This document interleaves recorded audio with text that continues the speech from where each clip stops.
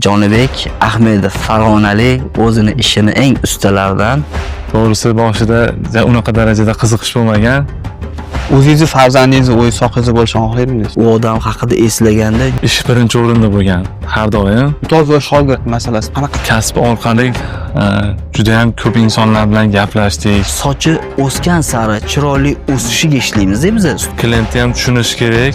Kishiga bu ijtimoiy tarmoq katta yordam beradi. Ustimda ishlab Eng katta maqsadingiz nima bo'lgan? Assalomu alaykum, hurmatli kuzatuvchilar. Xabaringlar bor, biz yangi loyiha boshlaganmiz. Bu navbatdagi loyihamiz. Eslatib o'taman, bu loyihamiz O'zbekistondagi jamiki hamkasblarimiz sartaroshlarni yanada yaxshiroq natijaga erishishligi va Xudo xohlasa sohamizda dunyo miqyosiga chiqishligigacha sababchi bo'lib qolishi harakatida. Xudo xohlasa navbatdagi loyihamizda mehmon bor. Bu mehmonni sizlarga tanishtirib o'taman. Jonibek Ahmedov Farg'onalik o'zini ishini eng ustalaridan do'stimni mehmonga chaqirganmiz. Jonibek, xush kelibsiz. Bugun loyihamiz sal boshqacharoq bo'ladi. Bugun shogirdimiz, ukamiz, o'zimiz Habibs Men's Club a'zosi Bobur Jo'raboyev ukamiz bilan birga bizni mezbonmiz. Jonibek do'stim, mehmonlar, xudo xolasa. Jonibek aka. Xush kelibsiz do'stim. Assalomu alaykum. Avvalambor bizni taklif qilganlaring uchun katta rahmat. Ilohim bo'layotgan boshlagan ishlaring xayrli bo'lsin. Amin, amin. Hamma hamkasblarimizga ham manfaatli bo'lsin. Amin, aytganingizga. Nima yaxshi niyatlarda boshlagan bo'lsangiz, ilohim Alloh o'zi yuzingizni yorug' qilsin. Hammamizni shu qatori. Demak, loyihamizni boshladik. Mana yaxshi niyatlar bilan boshlab oldik, xudo xohlasa. Jonibek do'stim, mana juda ko'p shogirdlar chiqargansiz ham. Ancha yillik do'stmiz. Farg'onada o'zingizni alohida Johnny Barber, salonni oti Johnny Barber, shu barber shopini asoschisiz. Ancha yildan beri ishlaysiz. Shu ozgina o'zingiz haqingizda bir tanishtirib o'tsangiz. Xudo xolasa bu ishga kirib kelishimga avvalambor opoqim rahmatlik sababchi bo'lgan. To'g'risi boshida unaqa darajada qiziqish bo'lmagan. Unda yosh bo'lganmiz. Maktabni bitirish paytida shu opoqimning eng katta shogirdlari uyimizga kelib turardi Havorogani. Shu Havorogani kelganda birorta nevarangizni shu sizni kasbingizni davom ettirmadi, birorta nevarangizni menga shogird qilib berasiz deganda yonlarida bo'lganda, Xudo xolasa mana shu nevaram sizga shogird bo'lib, yaxshi usta bo'ladi deb aytganda, shu bilan sekin shogird tushasanmi deb savol berganda, Xudo xolasa tushaman deb bir ovozdan sirazi nima qilganmiz? Boshlanganmiz. Yaxshi. Necha yil bo'ldi Jonibek? Ishni boshlaganingizga? Ishni boshlaganimga Xudo xolasa 20 yil bo'ldi. Oho, 20 yil oson emas bir ishda ishlash. Buni o'zimiz ham boshimizdan o'tkazganmiz. Bu ish 20 yil bir joyda ishlash uchun bu ishni yaxshi ko'rmasa, shu ishni astoydil shu ish uchun hayorib, maza qilmasa, muhabbat bo'lmasa, qiyin bir joyda 20 yil ishlash. To'g'ri. Jonibek aka, masalan, mana shu sartaroshlikni boshlagan paytingizda sizni eng katta maqsadingiz nima bo'lgan? Menga qiziqdi. Hamma bir ishni boshlashdan oldin bir kirgandan keyin o'sha ishda bir qanaqadir maqsad qo'yadi-ku o'ziga. Eng katta maqsadingiz qanaqa bo'lgan, masalan, mana shu sohani boshlaganingizda? Birinchi eslab ko'ra olasizmi? 20 yil oldin birinchi ilk kirgan paytingizda eng katta maqsadingiz nima bo'lgan? Juda yaxshi savol. Eng katta maqsadim shu asosiy shu opoqimlarni oldilariga ko'p shogirdlar kelardi-da. Opoqim juda bir xalq xizmatida ko'p yillar mehnat qilgan inson bo'lgan. Shularga o'xshab Xudo xolasa men ham yaxshi usta bo'lib, xalq xizmatini qilib, duosini olib, shu yoshimiz katta bo'lganda, ulg'ayganda yaxshi bir inson bo'lib, xalq taniydigan, xalq hurmat qiladigan, yaxshi inson bo'laman deb niyat qilganman. Xudoga shukr, alhamdulillah. 20 yil davomida bo'ldi. 20 yil davomida shu narsalarga erishdik. Demak, Xudo xolasa, maqsad o'sha dodangizlarga o'xshash bo'lgan ekanda. Xudo xolasa. Ya. Keyin oldin endi sartaroshlar shu to'ylarda nimalarda ham shu xizmat qilib, faqat sartaroshlik emas, to'ylarda ham shu Sunnat ham qilishgan. sunnat ham qilishgan. To'ylarda masalan o'rtalarida to'y nima deb shu esimdan chiqib qoldi. To'y? Yo'q, haligi to'ydagi to'yda nima qilardi-yu? Usta rozimi? Yo'q. Esimdan chiqib qoldi hozir. To'y qaysi to'y haqida to'y? Mahallaning to'ylarini polniy organizovat qilib, tashkilot. Nima deydi? Jarchi. Hayajon bo'ldi. Jarchimi? Palonchiniga to'y deb aytiraverganmi? Yo'q. To'ylarni xizmat qilib hamma narsaga qaraydigan odamlar aytibdi. Ular nima deydi? Men bilmadim. To'yda xullas shu to'yda insonlarni yaxshi kunlarida xizmatlarni qilib, rozi rizoligini olib, duolarni olib yurgan inson bo'lganlarda To'ylarda tashkillashtirishdi-da. Dodangizlar shunaqa odam bo'lganlar. Demak, sizga ham dodadan o'tgan ekan-da. Tashkillashtirish. Mana bitta yana umumiy bitta savol bermoqchiman ustozimga ham, sizga ham. Biz yosh, masalan, o'sib kelib turgan sartaroshlarga manfaatli bo'ladi deb o'ylayman bu savolni. Bitta sartaroshda, masalan, yaxshi ko'rsatadigan narsasi qo'lidagi san'atimi yoki insoniylik xarakterimi? Qaysi biri? Siz uchun, ustoz uchun. Do'stim, siz mehmonsiz. Faqat soch olish bilan hech qachon yaxshi hurmat yoki bir nima bo'lishi kamlik qiladi menimcha. Birinchi o'rinda muomala, ikkinchi o'rinda odamlar bilan munosabat, uchinchi o'rinda keyin shu ishini sevib yaxshi o'zini ishini ustasi bo'lsa, xudo xolasa o'shanda yaxshi bo'ladi. Xuddi shu, men ham aynan shu fikrdaman, chunki buni o'zimiz oxirgi paytlar ko'p guvohi ham bo'lyapmiz. Odamlar yaqinda shunga bir voqeani aytib bersam, yaqinda bo'lgan voqea, bir ustoz o'sha sartaroshlardan birlari olamdan o'tib qoldilar. Endi juda ko'p mijozlar borishgan ularga. Biz ham endi hech ko'rmaganmiz ular, nomlarini eshitgan edik, juda ko'p nomlarini eshitgan edik. Shu olamdan o'tganlaridan keyin bir ozgina muddat o'tib, sekin-sekin ularning mijozlari kelishni boshladi. O'zbekistonda juda katta biznesmenlari deysizmi, davlat o'sha arboblari deysizmi, juda katta odamlar bilan birga o'sha ishlaganlar ular va shu 2 ta, 3 ta, 4 ta, 5 ta, 10 tagacha mijozlari kelishni boshladi. Shular bilan suhbat davomida har birlari u odam haqida eslaganda juda zo'r gaplarni gapirishdi va kuzatdim bunda birortaligi birinchi bo'lib bu odam zo'r soch olardi deb eslashmadi. Bu juda yaxshi inson edi bu inson. Qo'lidan kelsa hammaga birdek yordam berardi. Har doim kelsak zo'r kutib olardilar, zo'r kuzatardilar. Eng muhimi juda yaxshi inson edilar deb hammaligi bir xilda mana shunaqa eslashdi. Bu narsalar to'g'risi menga juda qattiq ta'sir qildi.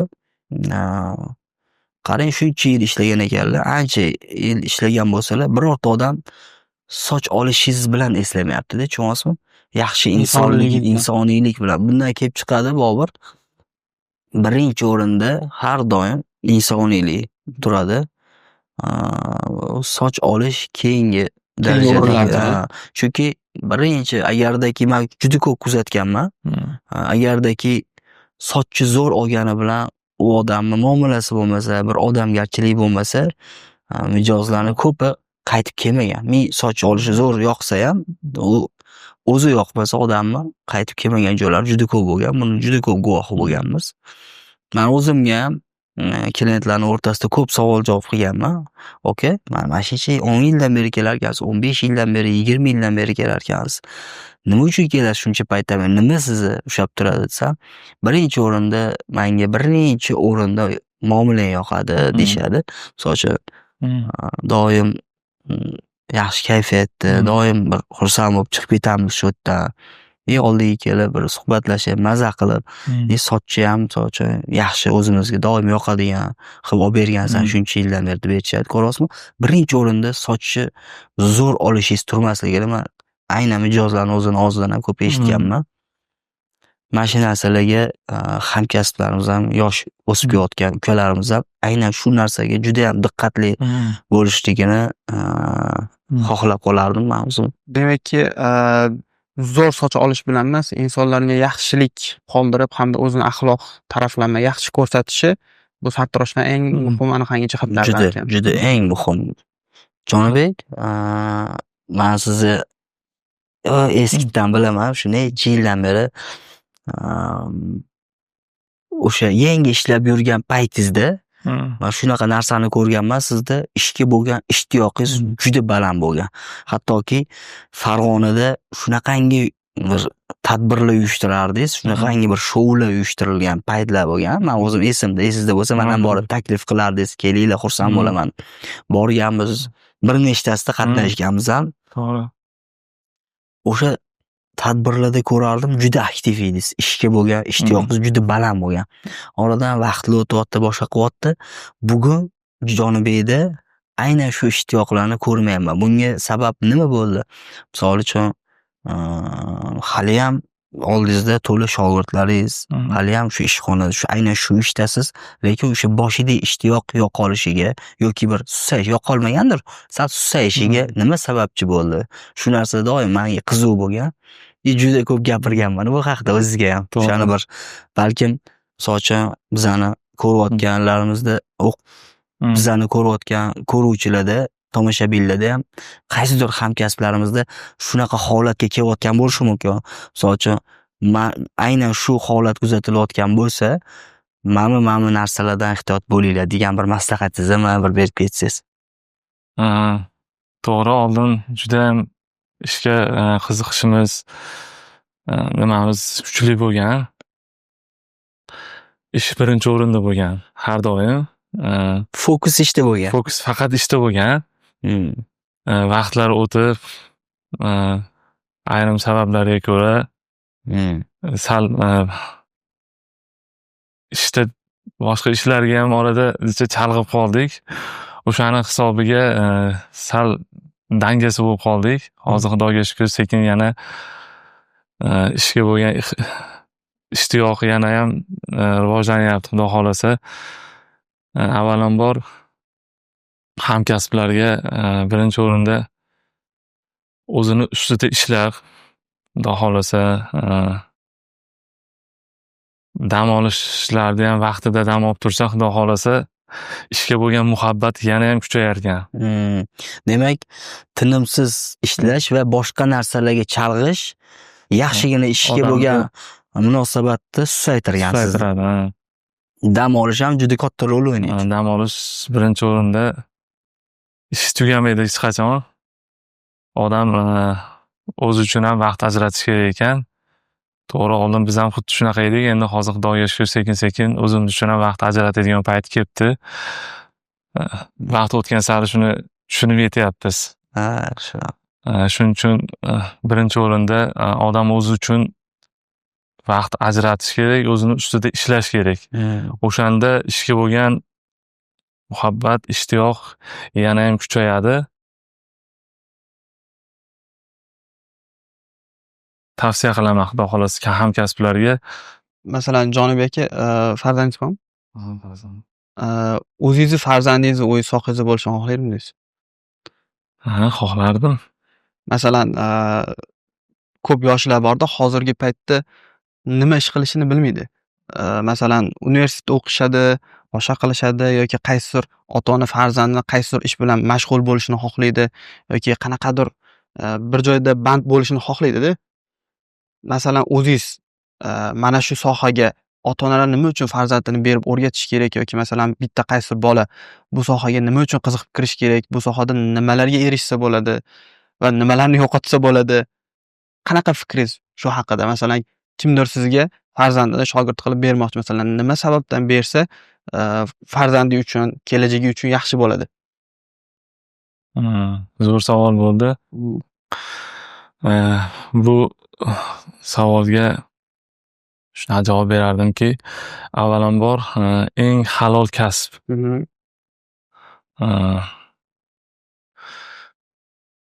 Bu kasbdan topgan pulda baraka, judayam katta baraka bor. Kerak bo'lsa bir men o'zimda ham masalan o'rta maxsusman, o'qimaganman-da. Shu kasb orqali judayam ko'p insonlar bilan gaplashdik. Judayam ko'p narsalarga erishdik. Bu kasb orqali topgan pulimizdan Xudoga shukr ancha ishlar qildik-da. Shu shartga yetib kelishimiz uchun, jonibek bo'lishimiz uchun ham shu kasb orqali bo'ldik. Balkim bu kasbni tanlamaganimda battar o'tirmagan bo'lardim. Aniq o'tirmagan bo'lardingiz. Endi shuning uchun bizni ko'rib ham ko'p klientlarimiz ham aytadi, Xudoga shukr sizlarga ko'rib havas qilaman, farzandimizni beramiz. Sizlarga o'xshab yaxshi inson bo'lsin deb ko'p birinchi o'rinda havas qilib olib keladi shu ota-onalar shogirdlikka, sizga o'xshab yursin. Zo'r Jonibek. Mana o'zingizni hozir aytyapsiz, mana esimga tushib ketdi. Men o'zimni ham shogirdlik paytlarim. Siz o'zingiz yangi shogirdlikni boshlagan paytlaringiz haqida qanaqa, masalan, tanbehlar, nimalarga qattiq turardingiz? Qaysi qoidalarni, qaysi ustozlarning maslahatini qattiq ushladingizki, yoki qanaqa bir alohida bir xizmatlaringiz borki, mana bugungacha, chunki bunday eslab ko'ring, 20 yil oldin siz bilan, biz bilan boshlagan juda ko'p hamkasblarimiz hozir bu sohada chiqib ketishgan ko'pchiligi, to'g'rimi? Eslab ko'ring, bormi shunaqa? Juda ko'p foizi bu ishda yo boshqa ishda o'tib ketilgan, agardaki bu ishni astoydil yaxshi ko'rib qilmasa, bilasiz, uzoq yurib bo'lmaydi. O'sha nimalarni ushladingizki, mana bugungacha ham keldingiz va qaysi, masalan, endi shu ishni o'rganmoqchi bo'lgan, xuddi siz aytganingizdek, ota-onalar farzandim sizga o'xshagan usta bo'lsin deb aytadigan ota-onalar uchun o'sha va shu sohaga kirib kelayotgan yoshlar uchun nimalarga qattiq turish kerak? Biz to'g'risi mahallada oddiy sartaroshxonada shogird bo'lib boshlaganmiz. Mahallada sharoit unaqa zo'r bo'lmagan, oddiy sartaroshxonada hattoki sartaroshxonada suv ham kirmaganda, biz shogird bo'lgan, bosh yuvishlar bo'lmagan. Agar bosh yuvadigan klientlar ham kelib turardi-yu, agar bosh yuvadigan klient keladigan bo'lsa, biz tashqariga chiqib turib, orqa tomondagi mahalladan kiradigan joyda suv bo'lardi. Shu paqirda suv olib kelib, isitib, bosh yuvgan sharoit qilib, bosh yuvishga sharoit shunaqa bo'lganda, hozir Juda qiyin bo'lgan sharoit. juda ham qiyin bo'lgan. Kelgan ustozlarimiz Xudoga shukr bizni juda ham qattiq qo'l bo'lgan. Bundan biz hech qachon afsuslanmaymiz. Hattoki bo'sh paytlar bo'lardi. Bo'sh paytlarda stolga o'tirmasdik yoki birorta devorga suyanmasdik. Suyanib qolganimizni yoki o'tirganimizni ko'rsa, tanbeh berardi, tur o'rningdan deb turg'izardi. Ushtamiz o'tirsa ham biz postoyanno yonida tikka turib xizmatlarida bo'lganmiz. Shu agar suvga chiqadigan bo'lsak, o'sha yerda 5 minut dam olamiz deb xursand bo'lib turardik. Suv tugab qolsa, suv tugab qolgan paytda tashqariga chiqib, sal 5 minut dam olib, yana qaytib turib, kirib, kechgacha shu o'tirish bo'lmasdi-da. Biz paytimizda, shu shogird bo'lgan paytimizda shular ham yaxshi bo'lgan deb o'ylayman. Chunki oson erishilgan narsaga qadri bo'lmaydi deydi-yu, qiyinchilik bilan erishilgan yaxshi. Qiyinchilik bilan erishilgan narsani Qadri yaxshiroq bo'ladi. Qadrlanadi. Qadrliroq bo'ladi, ham esda qolarli bo'lganda biz uchun.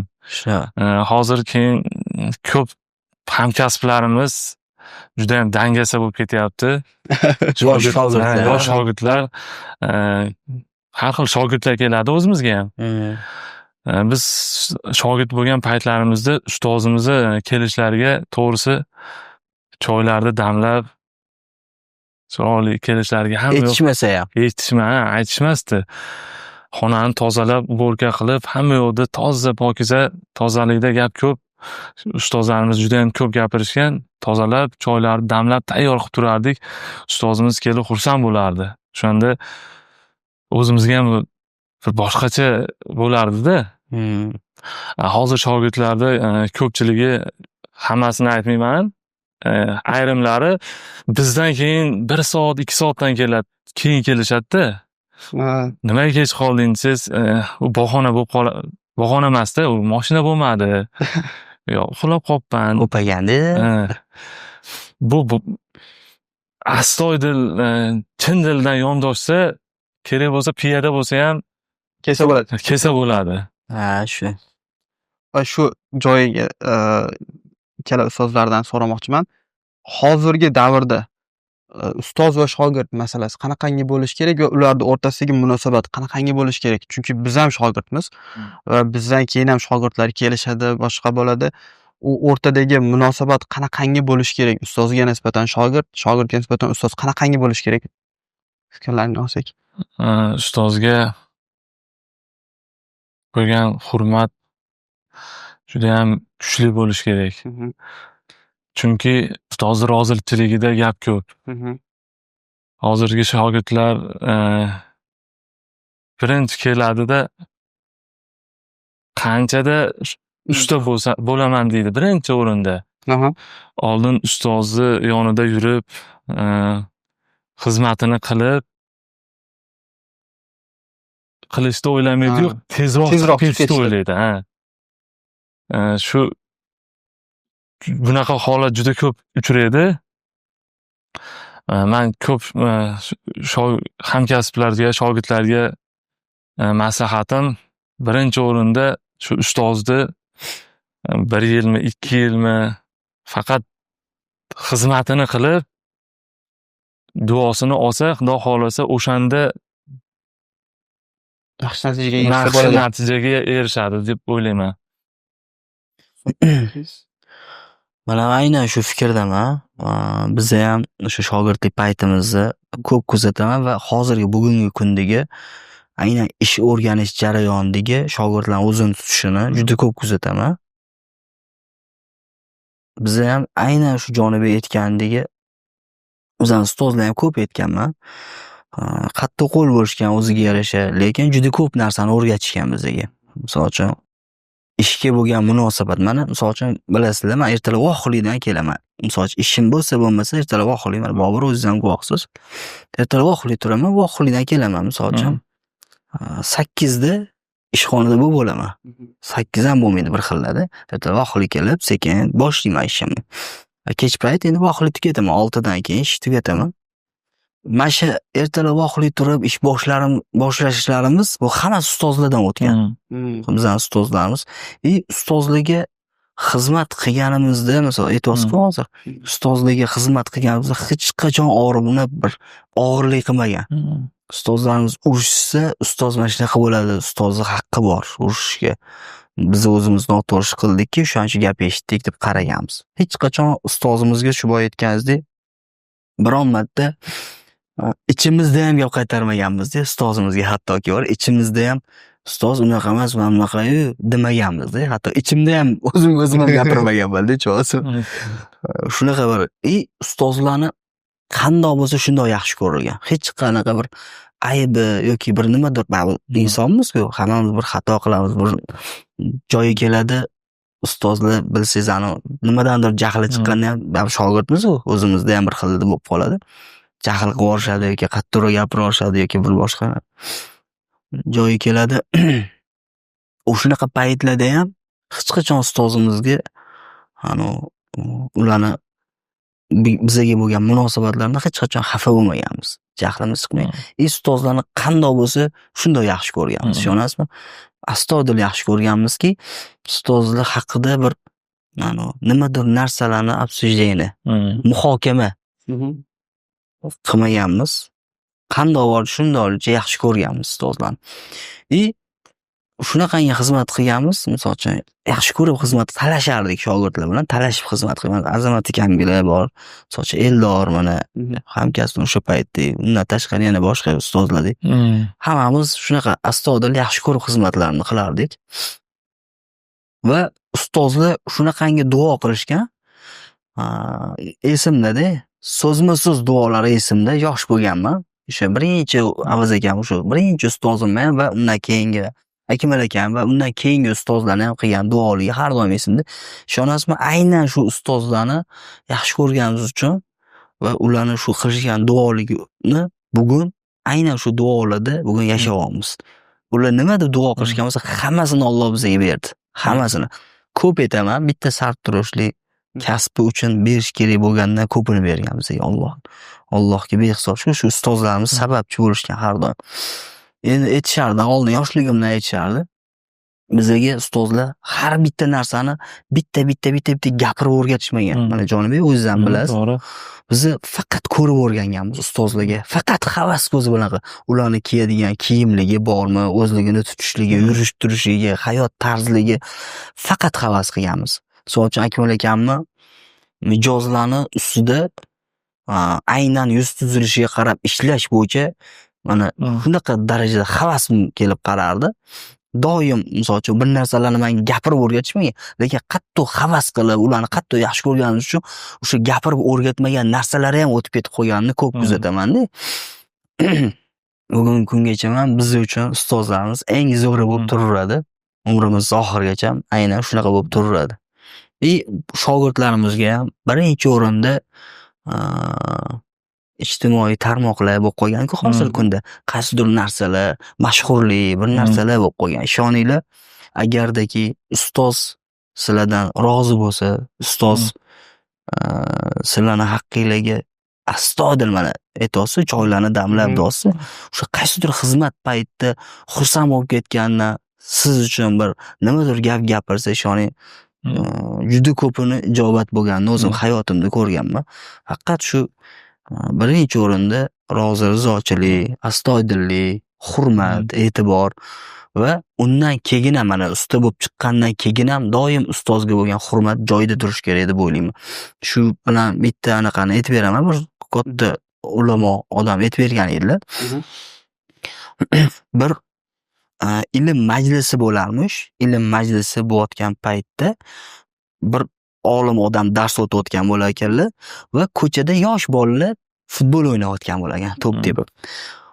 Dars berayotgan o'sha ustoz ora-orada qaysidir bitta bola gol ursa yoki koptoni qiyshuv tepib borsa ham o'rnlaridan turib qarsak chalib qo'yar ekanlar, olqishlab qo'yar ekanlar.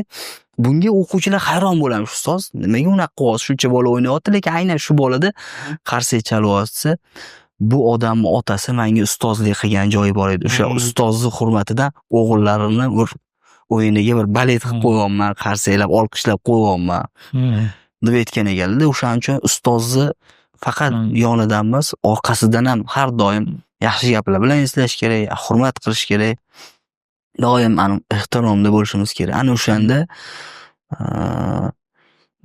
bitta sohani tanlab o'sha bir ustozdan o'rganib chiqdingizmi, o'sha sohani eng zo'ri bo'lmagunizcha o'sha ustozlarni duosiz tinch qo'ymaydi. Xudo xohlasa, naboroti ham xuddi aynan shunaqa. Agardaki ustoz bir norozi qilib, bir ularga har xil sha'nliga, har xil gaplar gapirib yoki bir hurmatsizlik qilinadigan bo'lsa ham, ishingizda bir qaysidir natijani kutmang. Bugun ko'p ko'raman, misol uchun ishini qaysidir natijalarga olib chiqishga harakat qilayotgan, boshqa qilayotgan, yana har xil reklamalar kerak, har xil PRlar qilayotganlarni ko'p ko'raman. Ko'p suhbatlashib boshqa qilaman. Bizga mana darsligimiz bor-ku, aynan muammo qaychida emas degan bir anaqani qattiq ushlaganmiz biz. Chunki 20 yil ichida vaqt o'tib shuni yetib keldim. Aylanib o'rgirib yana aynan shu joyga keldik. Muammo qaychini o'zida emas ekan, muammo boshqa narsalarda ekanda. O'shaning uchun biz o'sha hozirgi o'qitish maxsus o'sha darsliklar tayyorlaganmiz. Ularda aynan shu hattoki mana shu ustoz bilan shogirdni munosabatlari, hattoki ota-ona munosabatlarini ham eng boshidan boshlab kerak bo'lsa to'g'rilab, ishdagi natijalarni yanada yaxshiroq natijaga olib chiqishga harakat qilamiz. Mana shu narsalarga diqqatliroq bo'lishlarini so'rab qo'ygan bo'lardim. Hozir to'liq javob bera oldik degan umiddaman. Zo'r bo'ldi. Xuddi mana shu Jonibek ham aytganlaridek, men ham yoshlik paytimda o'sha 1 yil yoki 1,5 yil ustozim qo'llarida Qo'qonda shogirdlikdan bir usta darajasiga yetishib qolgandim. Ma'lum bir sabablarga ko'ra chiqib ketishim kerak bo'lib qolgan. Ustozim aytganlarki, hali bor deganlar. Jonibek ham aytdilarki, sirasi shoshib qoladi shogirdlar. Xuddi menda ham xuddi mana shunaqangi shoshilish bo'lganda, ma'lum bir sabablarga ko'ra chiqib ketishim kerak bo'lib qolgan. Majburman chiqib ketib qoldim, lekin o'zim ishlab turgan paytimda ustozlarimsiz bitta o'zim ochganman kichkinagina joyda.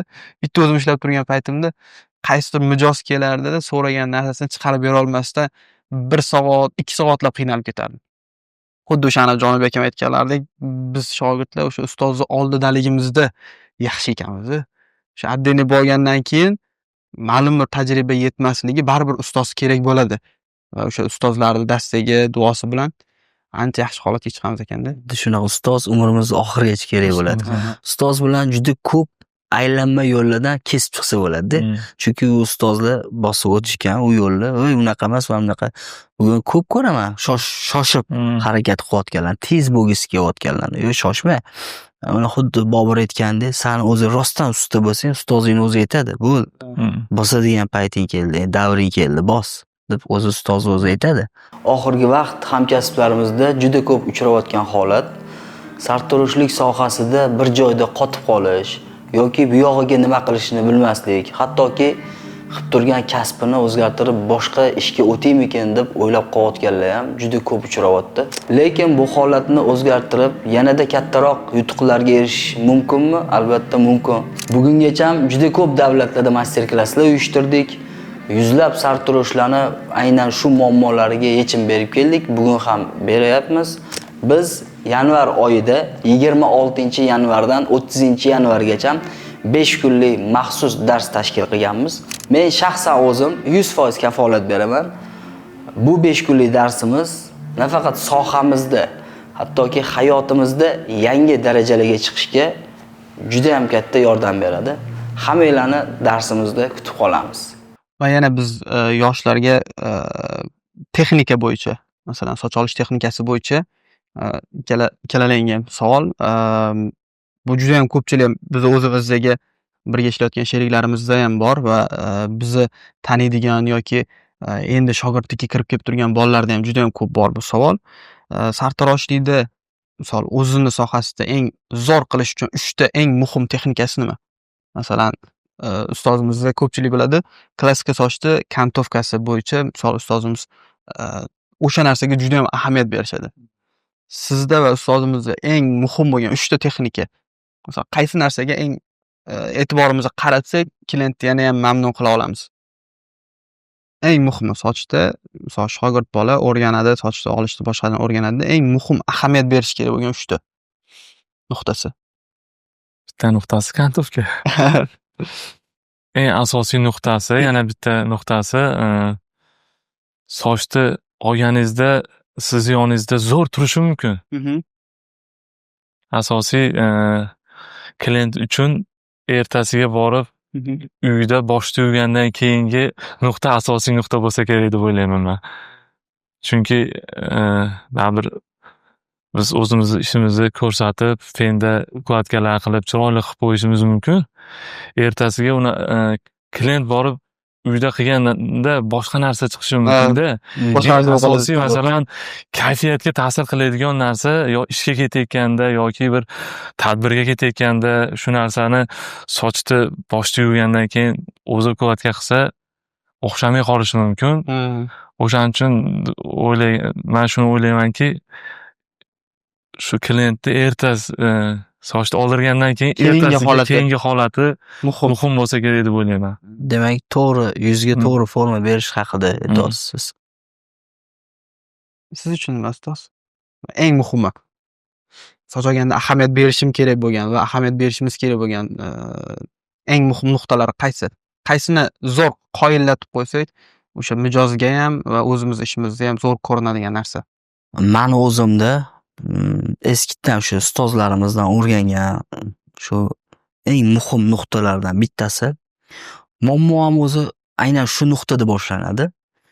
Mijoz bilan birinchi misol uchun kelib o'tirgandan keyingi birinchi holati mijozni yaxshilab eshitib olish. U nima xohlayotganini, nimani so'rayotganini bilasizmi?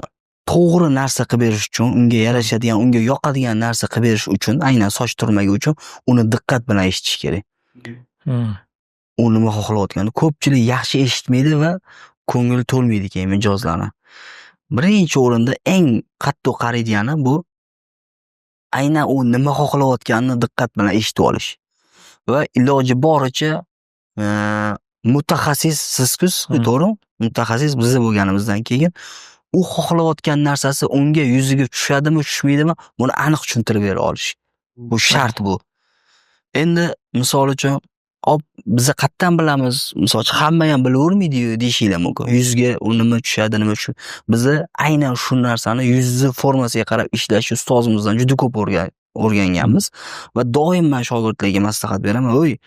Odamni yuz tuzilishiga qarab ishlash uchun nima qilish kerak? Ko'proq kataloglar ko'rish kerak. Ko'proq aynan har xil yuz tuzilishli strижка va ukladkalarni, har xil soch turmaklarini juda ko'pini ko'rish kerak. Ana o'shanda bitta odamning yuziga qaraganingizda kamida 5 xil, 10 xil ukladka yoki strижка ko'z oldiga keladi. Bo'ldi, tamom. Nima xohlayotganini faqatgina biz nimani so'rashimiz mumkin mijozdan? Undan uzunroq soch xohlaydimi, kaltaroq soch xohlaydimi? Bu tamom. Aynan shuni so'rash kerak. Qolgan narsani biz o'zimiz bilib qilib berishimiz kerak. Uni u so'rayotgan narsasi balki unga yarashmas, misol uchun. Juda ko'p odam ko'p sartaroshlarda ko'raman. Har bitta narsani kaltaroq qilaymi, falon qilaymi, bakingizni kesaymi, bir narsa qilaymi? Yo'q, biz o'zimiz bizning vaqtimizga, biz aytgan narxga rozi bo'lib kelyapti, bizning vaqtimizni kutib kelyapti. U nima uchun kelyapti? O'sha sizni mutaxassis deb bilgani uchun kelyapti. Menga bitta minglab endi qo'llarda odam boshqaradigan katta o'sha zavodlarni o'sha rahbari kelardilar. Aytardilar-da, shu "Oka, qanaqa olib beray bu safar?" desam, "Men bilmayman. Ustasansan-ku, men qayerdan bilaman" derdilar-da. Agar sen kalga olib chiqarib yuborsang, "Oka, sizga mana mashi yarashadi" desang, bo'ldi. Seni mutaxassis deb tan olganman. Sen shu menga yarashadi desang, bo'ldi, shu bo'ladi menga, dedilar. O'zlarining ishlarini aytgan edi, men mana bunaqa ish qilib yuraman va lekin yana bitta bilishimiz kerak bo'lgan narsa, u odam ko'proq qanaqa kiyinib yurishi bu juda muhimda. Siz sportivniy strижка qilib bersangiz, u kostyum shimlarda yuradigan odam bo'lsa, u ham to'g'ri kelmaydi. Iloji boricha mijozga bu aynan soch turmagini nima uchun bunaqa olganingizni tushuntirishimiz shart. Ana o'shanda bu 1 soat davomida sizga birinchi o'rinda ishonsa, bo'ldi, xotirjam o'tiradi. Mijozni sizni kreslingizda, sizni stulingizda xotirjam o'tirishi bu juda muhim ishimizda, bilasizlar.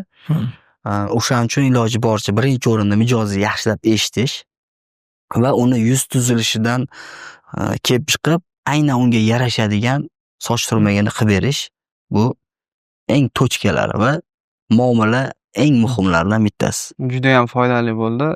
Demakki, mijozni eshitishimiz kerak va diqqat bilan eshitishimiz kerak va o'sha yuz tuzilishi, tashqi holati, kiyinishi, o'shalarni hisobga olib ishlashimiz kerak va Jonibek aka aytganlaridek keyingi kuni soch oldirib bo'lgandan keyingisi qanaqa bo'lishini ham hisobga olish kerak. To'ppa-to'g'ri. Chunki mijoz har doim ham sizni oldingizga kelib ketishga vaqti yo'q. Menga shunaqa bitta akamiz kelganlar, aytardilar: "Habibullo, sizni falon o'rtog'im tavsiya qildi. Men har hafta majbur bo'lyapman sartaroshxonaga borishga. Bu sochim to'g'ri turmayapti. Yoki unga borib ko'rdim, yo'q bu sartaroshga bordim. Ko'pida shunaqa narsa, sochingiz o'zi qiyin sochda aka, o'shaning uchun tez-tez oldirib turish kerak bu sochni" deb aytishadi. Sizni falon o'rtog'im maqtagani uchun, tavsiya qilgani uchun keldim. Keling siz bilan undaq kelishamiz.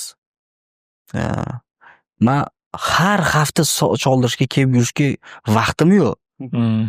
Sizga kerak bo'lsa o'sha 4 haftani pulini bitta qilib beraman.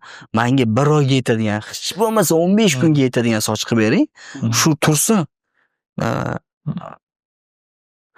Bu ishimdan ko'p vaqt ajrata olmayman men. Sartaroshga juda ko'p vaqt ajratib yura olmayman deb aytganlarida, men harakat qilaman aka deb turib, birinchi bo'lib boshchi, sochchi yaxshilab bitta o'rganib chiqib, ularga yuz tuzishlardan kelib chiqib, bitta imij yaratdik va u soch bilan 3 haftagacha yurishni boshladi. Mana bugungi kunda ham keladilar. Endi o'z ixtiyorlari bilan 2 haftada bir marta kelyaptilar hozir. Bu juda muhim mijozlarimizni. Men Almatada master klassda ham mana shu haqida, endi hamma master klasslarimda aytaman. Mijozni sochi o'sgan sari chiroyli o'sishiga ishlaymiz-da biz ustozlarimiz shunaqa o'rgatishgan. Ko'p holatda masterlar bizga unda bunaqa ishlash texnikasi nevigidnayu, bizga mijoz tez-tez kelib turgani yaxshi-yu deb aytishadi. Yo'q, unaqa qilish noto'g'ri.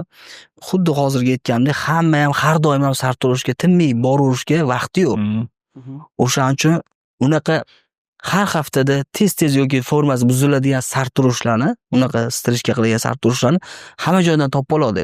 Lekin sochi o'sgan sari chiroyli o'sadigan va shunaqa strishka qila oladigan, shunaqa soch turmaklarini qila oladigan sartaroshni bu hamma joydan ham topsa bo'lmaydi. Sizlar iloji bo'lsa, aynan shunaqa sifatga ishlanglar va unaqa sartaroshga qachon vaqtini yetsa, o'sha vaqtiga ham qaraladi va nech pul desa to'lashga ham rozi bo'lib keladigan mijozlar topiladi har doim. Deb aytganimda, o'sha Almatadagi salonning rahbari juda zo'r anaqalar bildirganlar, yaxshi fikrlar bildirganlar va o'sha yerdagi masterlar ham endi tushundik deb keyin fikrimni keyin ma'qullashgan. Demak, bu hamma sartaroshlarning eng og'riqli nuqtasi bor-ku, klient qanaqa qilib ushlayman men.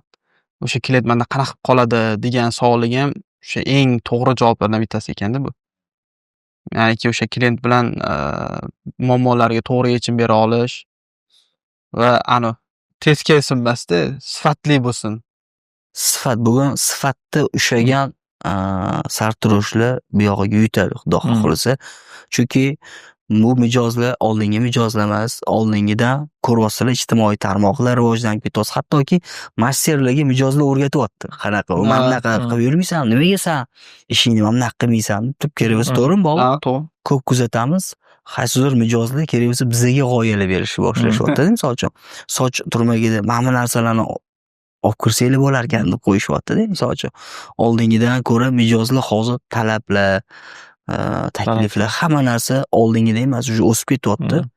O'shaning uchun iloji boricha o'zini ustida doim ishlab turish juda talab qiladi. Agardaki shu sohada yaxshi natijalarga chiqaman desa. Va mana shu hozir aytganingizdek, internet rivojlanib ketdi. Hamma internetdan ko'rib soch olib, mana shu internetga qarab rivojlanish ko'payib ketdi. Biz sohamizda ham birdaniga 2 yil, 3 yil ichida juda ham media portlab ketgan. Ustoz sifatida sizlarning fikrlaringiz qanaqa? Mediani me'yori qanaqa o'zi? Sartaroshlik sohasida masalan, hamma sohani o'zini me'yorlari bor-ku, chegaralari va o'tib bo'lmaydigan nuqtalari bor. Yoki faqat o'shan bilan ketish kerakmi? Yoki mediasiz ham qilsa bo'ladimi? Jonibek aka, siz fikr bilding? To'g'ri yo'lda ketsa, lekin mediani ham o'rni juda ham katta. O'sha mediada qilayotgan narsani ishda ham ko'rsatib berishni bilish kerak. demak, Chunki yani faqat mediada videoda emas. Videolarda emas. videolarda emasda, lekin o'sha mediada qilingan narsani ko'rsatib berishni bilish kerak. O'shanda to'g'ri ketadi deb o'ylayman. Demak, yani qilib turgan ishimiz bilan mediadagi ishimiz to'g'ri kelishi kerak. Faqat video uchun emas. Ha. Mana aynan shu narsaga qo'shilaman va yana bitta narsa, bu juda zo'r imkoniyat. Oldinlari misol uchun Toshkentda aynan Toshkentda qaysi birdir rayonida bir zo'r usta bo'lsangiz, misol uchun boshqa rayondagilar jam unaqa bilib olmaganda. Hozir misol uchun mana shu Toshkentda o'zi turib yoki Farg'onani o'zi turib farqi yo'q. Butun dunyoga ishingizni ko'rsatib berish. Bugun xuddi chegaralar olib tashadi bu ijtimoiy tarmoq chegaralarni olib tashadi. Endi men endi odatda ko'proq o'sha shogirdlarga qanaqa foydalanish kerak deganda iloji boricha aytaman. Bu yerda sani kimliging, misol uchun ko'p ko'raman, har xil narsalar yozib qo'yishadi. Na ismi bor, na o'zini rasmi bor. Har xil bir narsalar quralash bo'layotgan bo'ladi. Sen o'zi nima xohlayapsan? Bundan zo'r foydalanmoqchi bo'lsang, iloji bo'lsa shu isming, kimliging, qayerda ishlaysan, necha yildan beri ishlaysan, Biografiyasi. sani qo'lingdan nimalar keladi va sani kuchli taraflaring nima? Sen nimada ustaroqsan boshqalarga qaraganda? Aynan shu narsalarni yoritish kerak deb ko'p maslahat beraman. To'g'ri foydalansa, menga misol uchun ijtimoiy tarmoq juda ko'p foydasi tegan. Mana Jonibek, men o'zimga misol uchun bugungi kunda ham kerak bo'lsa, Qirg'izistondan, misol uchun Qozog'iston, Tojikistonlardan kelib soch oldirishadi. Misol uchun ishoninglar, soch insonlar uchun juda muhim. Soch tashqi ko'rinishda soch o'rni muhim bo'lganda, insonlarga soch juda muhim. Biza o'zimizni qarchimizdan kelib chiqib mana fikr bildiramiz-da, misol uchun, bo'lmaydi yoki bu yerga klient kelmaydi yoki joyimni o'zgartirsam klientlarim bormaydi. Ishoninglar, ishinglarni ustasi bo'lsanglar, kerak bo'lsa boshqa shahardan, boshqa davlatdan kelib soch oldiradi. Imkoniyati bormi shunaqa desangiz bor. Men o'zim yillar davomida mana kerak bo'lsa shu boshqa davlatlardan kelib, endi qanaqa qilib misol uchun bitta nechidir astronovkaga kelmasligi mumkin mijoz. Agar siz usta bo'lsangiz. Mana o'z misol Jonibek ham Farg'onada ishlaydilar. Bobur shu o'rinda endi eslab o'tib ketaman. Toshkentdan borib soch oldirganlar bor. To'g'rimi Jonibek? Bir eshitdim-da. Toshkentdan borib Farg'onaga borib soch oldirib kelishadi. Shunaqa joylari bor. Misol uchun masofalar rol o'ynamaydi. Nimaga? Chunki u insonlar uchun juda muhim soch. O'zini tashqi ko'rinishi. Albatta, tashqi ko'rinishi o'sha sochi juda muhim insonlar bor. Ularga pul ham rol o'ynamaydi va bu imkoniyatni, bu mijozlarni sizni topishiga bu ijtimoiy tarmoq katta yordam beradi. Mana oldin qiziqmas edim. Oldin boshqa anaqalarda ham aytganman. Shu bitta ukam kelib fikrimni umuman o'zgartirib yuborganlar. Misol uchun Habibulloh, Toshkentda bitta zo'r usta borligini men qayerdan bilaman? Misol uchun siz falonsiz soch olsangiz, men 10 baravar pul berishga tayyor mijozman. Men vodiydaman yoki men vohadaman. Lekin men qayerdan bilaman unaqa sartarosh borligini? Lekin agar kimdir menga shunaqa sartarosh topib bersa, men 10 baravar ko'p pul to'lashga tayyorman. Nimaga? Chunki men sochim juda muhim o'zim uchun. Bu narsalarni yurg'izishingizni yana bitta plyus tarafi mana shu bo'ladi. Tushuntirib berganlardan keyin sekin ijtimoiy tarmoqqa menga kerak emas deb o'ylardim-da oldin. Menga kerak emas. Nima qilaman derdim-da. O'zi ishim shunaqangi darajada ko'p. Hozir qo'shimcha odam kelsa menga muammo bu derdim. Keyin sekin-sekinlik bilan tushundim. Inson ko'p ishlab ko'p pul topmasan ham o'zi aslida. To'g'ri ishlab va kam ishlasa ham juda ko'p pul topish imkoniyati borligini sekin-sekin o'qib, o'rganib, keyin tushunib yetdik. Mana Allohga shukr, bugungi kunda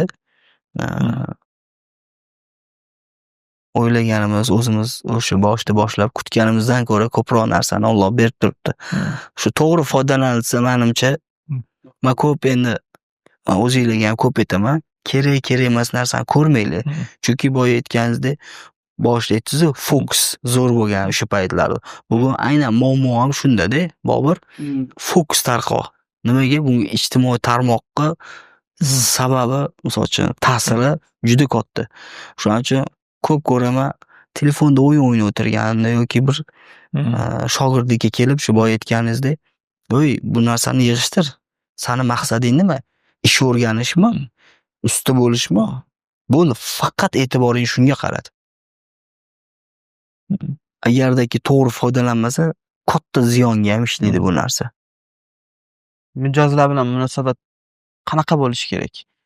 Masalan, sizga ustoz aytishdi, hattoki Toshkentdan ham borib sizga soch oldiradigan mijozlaringiz bor. Va bularni o'sha mijozlarni olish uchun va o'sha mijozlarga erishish uchun mijozlar bilan bo'lgan munosabat juda ham muhim hisoblanadi va sizni tushunchangiz bo'yicha misol mijoz bilan munosabat qanaqangi bo'lishi kerak?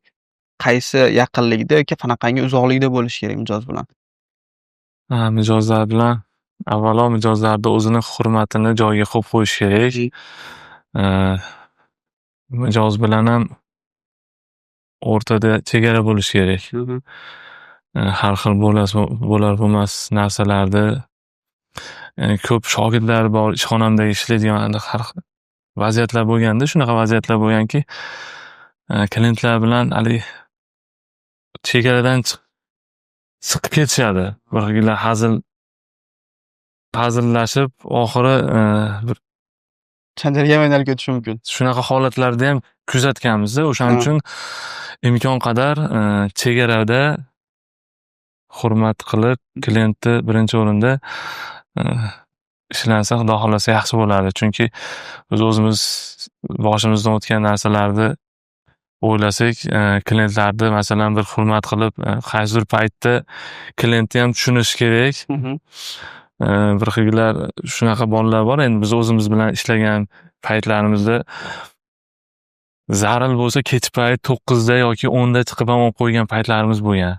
Qaysidir vaqtlarda o'shaning uchun klientlarni ham bir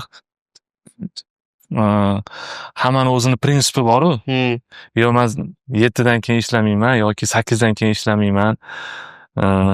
O'shaning uchun Orasida fidokorlik qilish kerak. fidokorlik ham qilib turish kerak deb o'ylayman. bir ular tarafga ham yurib turish kerak. kerak. Bizda ham masalan Toshkentdan boradigan bitta klientlarimiz bor, bitta ikkita klientlarimiz bor. Kechki payt aka Toshkentdan yo'lga chiqyapmiz, 8da boramiz yo 9da boramiz deb telefon qilishsa, boshqa ishimiz bo'lsa ham shunchalik hurmat qilib kelishyapti deb imkon qadar ularni ko'nglini olishga harakat qilamiz. Necha yuz kilometrdan nechta sartaroshxonani bosib o'tib. Shuning uchun klientlarni ham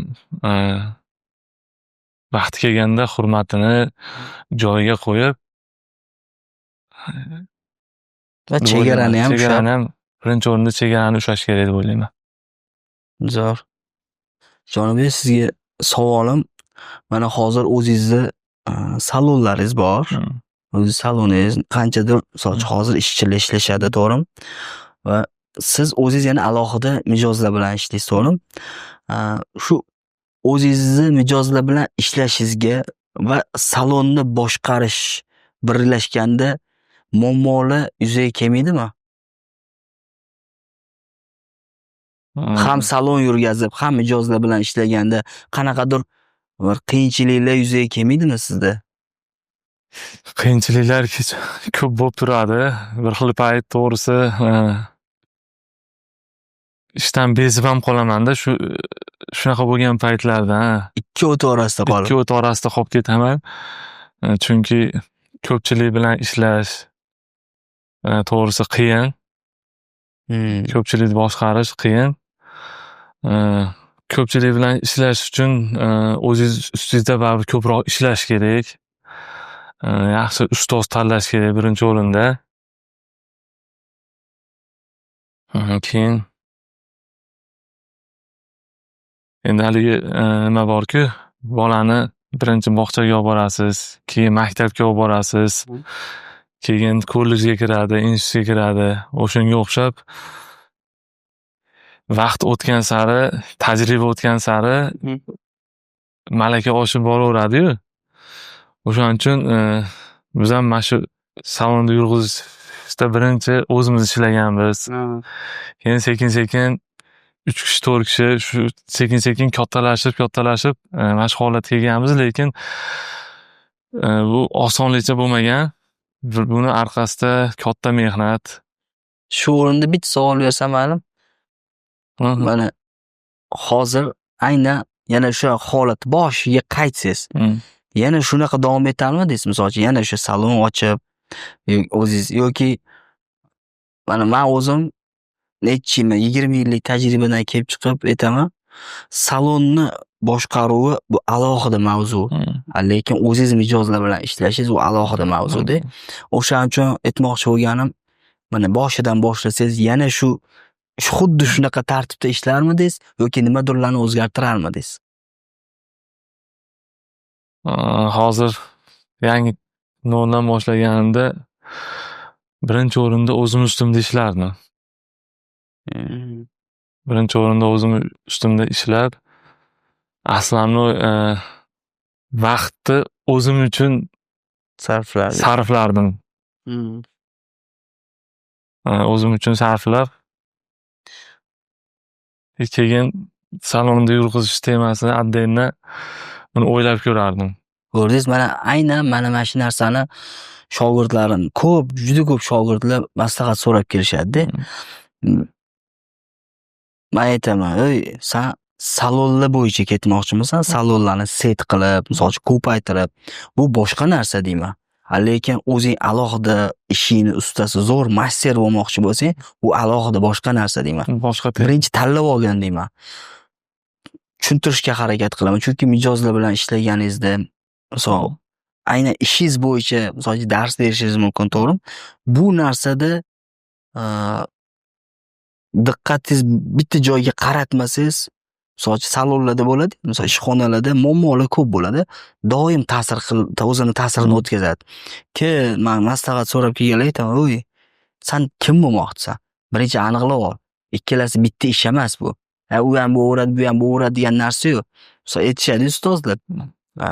Ikkita narsada chempion bo'la olmaydi odam deb aytishganmiz, ustozlar ko'p aytishgan bu narsa. Mana shu salon bilan ertaga ovora bo'lib, o'zingni shundoq zo'r iste'doding qolib ketadi. Chunki shu hozir aytganingizdek, mana oradan yillar o'tib, mana bu fikrga kelgansiz, demak, qaysidir joylarda bekor qilman, qaysidir mana bu narsalarni xato qilman degan narsalar ham kelgan, to'g'rimi? To'g'ri. Endi bugun noldan boshlaganingizda nima qilarsiz? Uni faqat fokusni o'zimga qaratardim, do'st. Ko'ryapsizmi? Bu boshqa narsa. Bu odam energiyasini oladi va odam ishlatish bu alohida mavzuda. O'shaning uchun berdim bu savolni. Ko'pchilik shogirdlarga bu narsa haqida aytsam, xo'p deydi, keyin baribir yana o'zini bilganini qilib ketadiganlar ko'p bo'ladi. Keyin oradan vaqtlar o'tib, ustoz to'g'ri aytgan ekansiz. Nima qilishni bilmayapman endi deb kelganlar ham juda ko'p bo'lgan. Salonda ishlash boshqa tema, salonda yurg'izish vobshe boshqa tema. Xo'p, Jonibek aka, masalan, yoshlarga tavsiya o'laroq, tajribali ustoz sifatida biz hammamiz ishlayapmiz, Alloh taolo rizqimizni beryapti. O'sha ishlab topayotgan pullarimizni yosh sartaroshlar yoki meni yoshimdagi bizdan kichkina bo'lgan hamkasblarimiz ham bor. Pullarini yoki o'zlarini topib turgan daromadlarni qanaqangi boshqarishlarini tavsiya qilgan bo'lardingiz? Agar shu boshidan boshlagan bo'lganimda faqat o'zimni soham uchun rivojlantirgan bo'lardim. Yoshlar uchun yana bitta sizlardan maslahat sifatida so'rayman. Sabrmi, jasoratmi? Masalan, bitta joyda sabr qilib ko'tarilishmi yoki jasorat qilib lokatsiya o'zgartirish yoki yana ham yaxshi ustozlardan ta'lim olish yoki bitta joyda sabr qilib bo'lganicha ketishmi? Jasorat. Ya'ni qo'rqmaslik kerak. Lokatsiya o'zgarishdan qo'rqmaslik kerak. Siz o'zingiz ishingiz mutaxassisi, ustasi bo'lsangiz, qayerda bo'lsa sizni oqtarib borishadi. Topib kelishadi. Men o'zimda ham xuddi shu narsa bo'lgan. Chekkaroq joyda ishlaganman. Yangi joyga o'tishda salonga, oddiy sartaroshxonadan salonga o'tishimda to'g'risi rosa qo'rqqanman. Keyin bitta qarorga kelib turib, shu o'tganimdan afsuslanmayman. 70-80% bir yil ichida o'zgarish bo'lgan. Absolutni o'zgarish bo'lgan. Hozir ham ko'pchilikni kuzatyapmiz. Ko'p hamkasblarimizda uchrayotgan savol shu yaxshi ishlashim uchun nima yo'l tutsam bo'ladi, nima ish qilsam bo'ladi deb shu ko'pchilik savol beradi. Man qo'rqmay aytardim, o'zini ustida yaxshi zo'r ishlab, yaxshi ustoz tanlasa, xudo xolasa o'zini ishini mutaxassisi bo'lsa, qatta bo'lsa ham kam bo'lmaydi. Ustoz, bu savolga fikringiz qanaqa? Men o'zi har doim aytib kelaman bu anaqaga, albatta shu jasoratda qo'rqish kerak emas. Shu ishni yaxshi ko'rsak, misol uchun shu ishni astoydil qilsak va bunda oldimizga qo'ygan maqsadlarimiz katta bo'lsa, qo'rqadigan narsani o'zi yo'qda. Iloji boricha doim yaxshisini, eng sifatlisini harakatini qilish kerak. Oldingidan ko'p aytaman, kechagi Boburdan bugungi Bobur kuchliroq bo'lish kerak, yaxshiroq bo'lish uchun nima qilish kerak bo'lsa qilish kerak. Albatta sabr qilib, mayli bo'lib qolardi, o'tirgan bilan ish bitmaydi. Mana o'zingiz ham qancha bolalar kelib ketadi ishxonalarimizga ham. O'tirgan bilan bir narsa yaxshilanib qolmaydi. O'tirgan bilan bir narsa yaxshilanib qolmaydi. Iloji boricha harakat qilish kerak. Mana xuddi boya aytganingiz, birinchi yangi boshlagan paytimizdagi mijozlar yoki bir qiyinchiliklar yoki bir sharoitlardan hozir 10 barobar, 100 barobar yaxshiroq sharoit, tim bo'lib ijtimoiy tarmoqlar, imkoniyatlar juda kattalashib ketgan. Faqat bitta ustoz sartarosh keldilar-da, endi mana shu joyimiz yangi ochilganda zo'r gap gapirdilar-da. Habibullo, juda bir zo'r joy bo'libdi-yu. Bu yerda faqat ishlash kerak bo'ldi. Boshqa gap yo'q, hech qanaqa bahona qoldirmabsiz bu yerda deb aytdilar-da. O'shanga iloji boricha faqat bosish kerak, faqat oldinga qarash kerak, orqaga qarash kerak emas umuman. Faqat shu jasorat, faqat olg'a. Qo'rqmaslik kerak. Tavakkal qilishdan yoki jasorat qilishdan qo'rqmaslik kerak. Tavakkal qilish kerak. Yangi ish boshlagan bir hamkasbimizga 20 yillik tajribangiz o'laroq masalan nima degan bo'lardingiz? Yangi hamkasbimizga birinchi o'rinda ota-onaning duosini olib, yaxshi ustoz tanlab, birinchi o'rinda ota-onaning duosi, yaxshi ustoz tanlab, ustozga astoydil, chin yurakdan, muhabbat bilan ishini sevib ishlasa, harakat boshlasa, xudo xolasa oldinga qo'ygan maqsadlariga erishadi. Xudo xolasa. Shuni qo'rqmasdan aytalaman. Men o'zim ham xuddi shu Jonibek aytgandek, birinchi o'rinda bu ishni rostdan yaxshi ko'ramanmi yo'qmi, birinchi shunga qarab olish kerak. Va o'sha aytganingizdek, astoydil shu ishni yaxshi ko'rsam, shu kasbni tanladimmi, yaxshi ko'rsam, astoydil birinchi o'rinda shu ota-onaning duolarini olib va to'g'ri ustoz bilan bo'ladi-ku, har xil yo'nalishda. Misol uchun, siz nimaga qiziqishingiz ham muhim deb o'tdi. Misol uchun, agar shu sartaroshlikda siz aynan klassik uslublarni yaxshi ko'rsangiz yoki boshqa bir feyt yo'nalish yoki faqat soqol olishni yaxshi ko'rishingiz mumkin. O'sha ishni yaxshi ko'rib qilishingiz mumkin. Bunda ham aynan bu soqol olishda ham o'zini eng ustalari bor. Va klassik uslubda ham uning eng ustalari bor. O'sha to'g'ri ustozga tushishda Ya'ni o'zi ustida ishlab, aynan xuddi shu o'zini ustida ishlashda to'xtash kerak emas bunaqa. Shu hammani o'zini yo'nalishi bor. Do'stim aytmoqchi, kimdir feyt zo'r oladi, shunga qiziqadi, kimdir soqolga ko'proq urg'u beradi. Yana kimdir klassik strishkaga ko'proq talanti bor. Qaysidir yo'nalishda qiziqishi nimasi bo'lsa, o'shani ustida ko'proq ishlab, astoydil bo'lsa, xudo xolasa oldinga qo'ygan marrasiga e'tibor Xudo xohlasa. Demakki, yangi mana shu sohada ish boshlayotgan hamkasblarimiz birinchi o'rinda qaysi yo'nalishda ishlashligini o'ziga o'zi qaror berib olishi va o'shan bilan davom etishi va to'g'ri ustoz bilan davom etishi muhim. Juda muhim. Va sizga beradigan oxirgi savolim, 20 yildan keyin Jonibek aka o'zini qayerda ko'radi?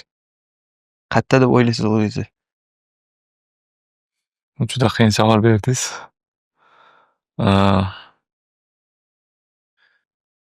20 yildan keyin shu Xudo xohlasa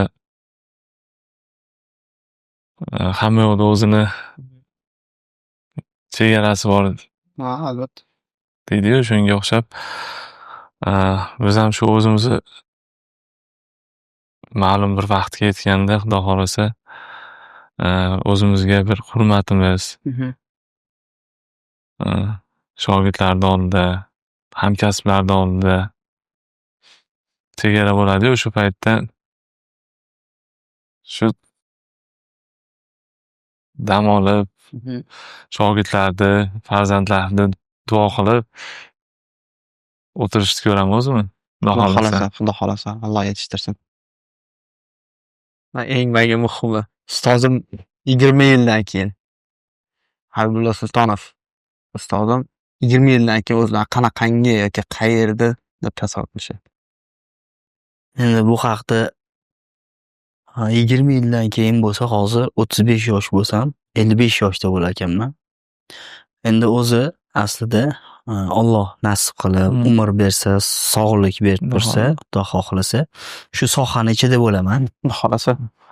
O'sha siz aytayotgan shu 60 yosh, 55 yoshdagi holatlarimgacha hozirdan tuzib qo'yib bo'lganman o'zi. Qanaqa holatda bo'laman, nimalar bilan shug'ullanayotgan bo'laman, bularni hammasini yozib, tizib, hammasini ishlab qo'yganman. Alloh umr bersa, kelinglar bu sir bo'lib qola qolsin.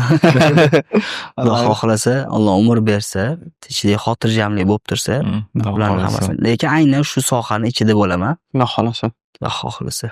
Bugungi navbatdagi suhbatimiz ham o'z nihoyasiga yetdi. Mana Xudo xohlasa, foydali bir manfaatli suhbat bo'ldi degan umiddaman, inshaalloh.